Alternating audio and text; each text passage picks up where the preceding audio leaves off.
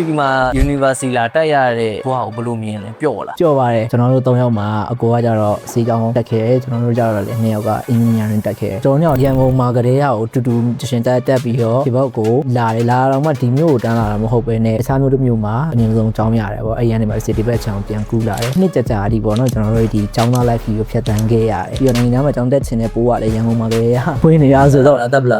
18-19ပေါ့ဗျာအဲ့အိပ်ပတ်ချလဲတွေပေါ့ကြီးပြီလားအဲ့လိုအရေးဖြစ်နေတော့ဟိုဘယ်လိုပြောမလဲဒီဘက်ရောက်တော့နိုင်ငံမှာကျောင်းတက်ရတဲ့ feeling ပေါ့အဲ့လိုရတယ်ရန်ကုန်ကလေးကတိလာတဲ့လူတွေဆိုတော့ကျောင်းတက်တော့လဲတူတူနေပါနေတော့လဲအကုန်လုံးတူတူပဲနေခဲ့ကြတာဆိုတော့ဟိုကောင်းနေရရှိ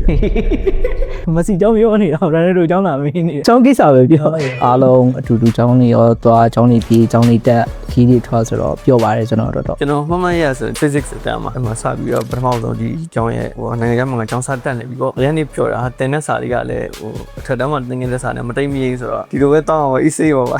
ဒီမှာစာ division ကိုတက်ဒီရောက်တဲ့အချိန်မှာတော်တော်လေးခက်တဲ့နှစ်ပေါ့ကျောင်းမနေမှုဒီပဲကျွန်တော်ကျောင်းရဲ့ဒီ electric University mechanical တို့က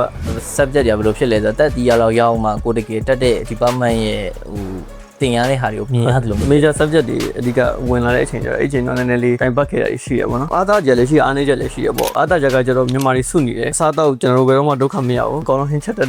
ပြုတ်တဲ့စားကြတော့ကြပြောဖို့ကောပြီးတော့ခရီးတွေအတူတူသွားဖြစ်တယ်စီလုံးမှုရှိတယ်အများကြီးဆင်ပြေတယ်ပေါ့တစ်ခါကနေကျတော့လည်းမြန်မာတွေပဲစုနေတော့ language မှာခက်ခဲဖြစ်တာတွေကြမ်းကြတယ်ရှား practice တွေနဲ့တိတ်အများကြီးပေါင်းတယ်မလို့ဖြစ်တာတို့ပါတော့ပဲဒါမျိုးလေးတော့ပြောဖို့ကောင်းပါတယ်အချိန်ကောင်းကိုကြုံခဲ့ရတာရဲ့နောက်ပြီးတော့ကျွန်တော်အဲ့အချိန်မှာအကြောင်းပိတ်တဲ့အခါတိုင်းမှာလည်းခရီးတွေလည်းသွားနိုင်ခဲ့တယ်ပေါ့အဆင်ပြေတယ်အများအခုနောက်ပိုင်းကျတော့ဟိုဒီလိုလဲမလွယ်တော့ထင်ပါတယ်အဲ့ဒီတုန်းကတော့မလွယ်တော့ဘူးပေါ့နော်သွားဖို့လာဖို့ဆိုတာလေ